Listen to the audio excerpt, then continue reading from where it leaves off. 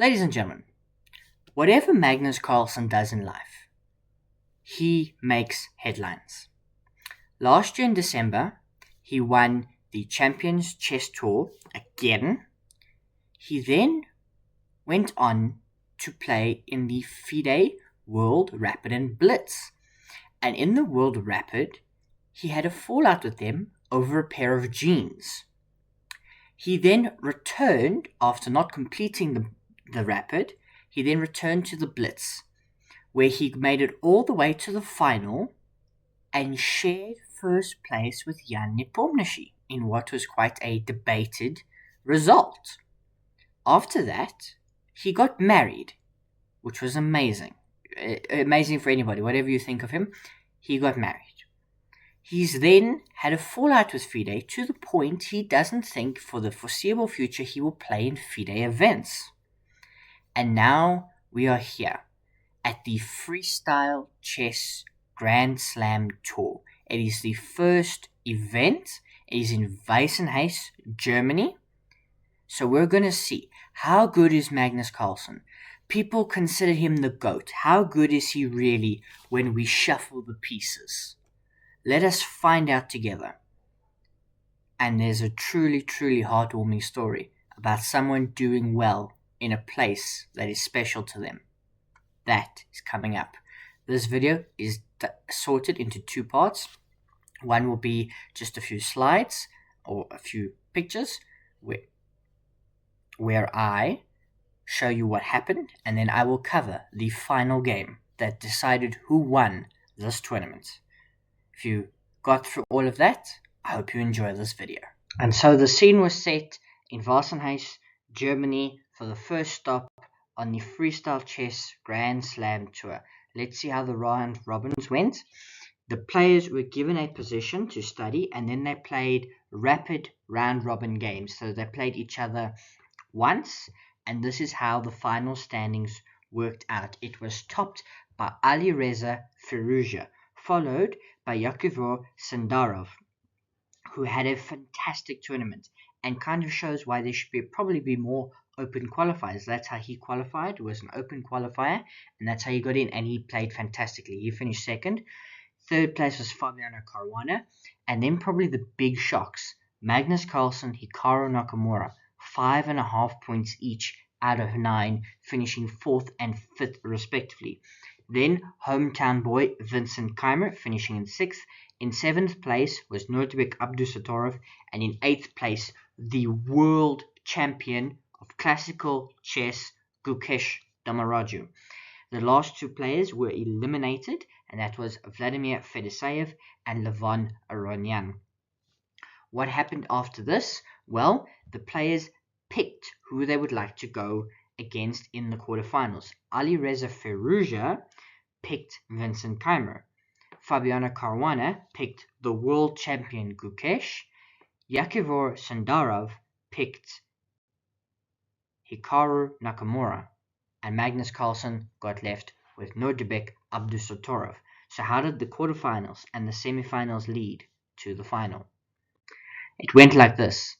Alireza Firouzja regretted his choice as Vincent Keymer got past him 1.5 to 1/2. Magnus Carlsen got past Nurdirbek Abdusatorov 2-0. Yakovor Sandarov beat Hikaru Nakamura. It did require a playoff game, so it went past the two classical games. He won 2.5, 1.5. And Fabiano Caruana in straight sets defeated Gukesh Damaraju 2-0. The semifinals, a massive shock as Vincent Keymer defeated Magnus Carlsen.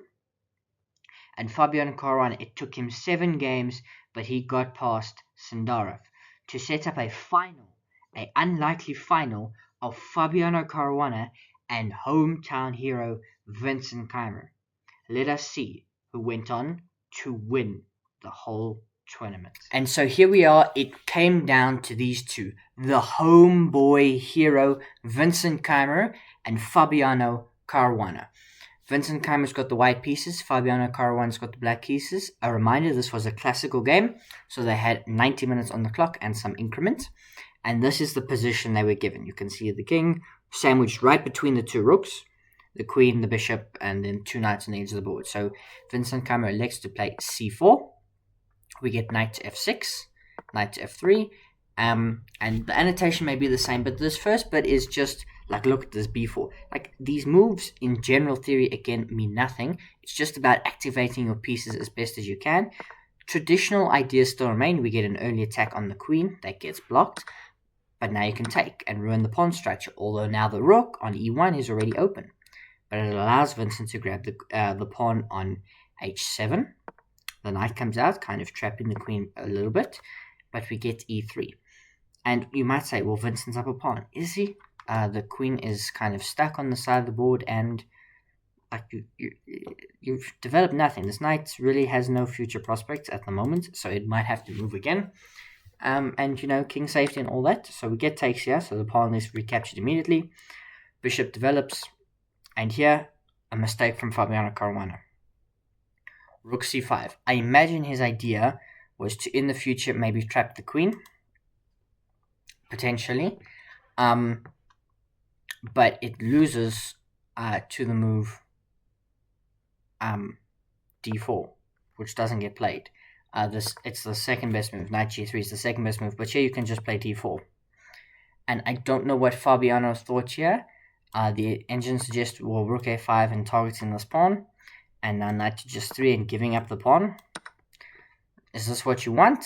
This is level-ish. I suppose this was his main idea. But anyway, rook a...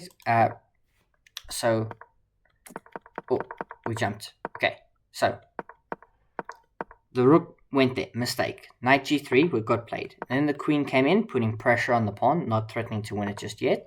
d4 got played. Rook a5 then did get played. And now we defend the pawn. The bishop comes out and castles.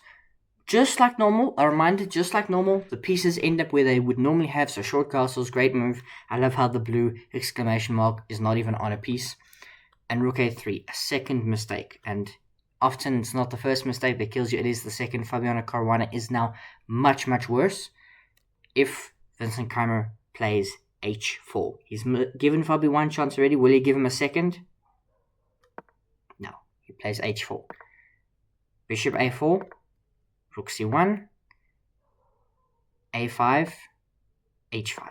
The knight gets forced back. d5. Everything is flowing forward for Vincent Keymer, who's having a fantastic tournament, and he's breaking through.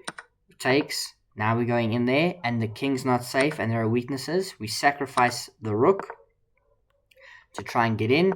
The queen comes back, and we will just maybe give the sacrifice back. We take a pawn. You do not take this back, obviously. The queen protects it, so we go try to get in here, but it's just too much. And Vincent Keymer castled. Fabiano's king is still in the center, and you can't castle short like Vincent Keymer's done, because you're just going to get blown apart, and you physically can't castle long. Like, everything is just staring at that. So Fabi's king is in real danger, and often in these positions, a tactic develops. Rook takes d6 is the final killer blow. A brilliant move, because to the naked eye, it looks like it just hangs a rook. But what you miss is queen d6, and you've got... You might think, well, my king runs away. It doesn't, because rook c1 comes in, and now you're bust. So, rook d6, a brilliant move. We get knight to d7. The rook slides over, and here Fabiano Caruana resigned. And Vincent Keymer wins the Weissenhaus Freestyle Chess Grand Slam Tour thingamabob. He wins the first leg of this. Sensational, absolutely sensational. Fabiano Caruana, second place. Magnus Carlsen, third place. What do we think about that? I will leave you with that as your final thought.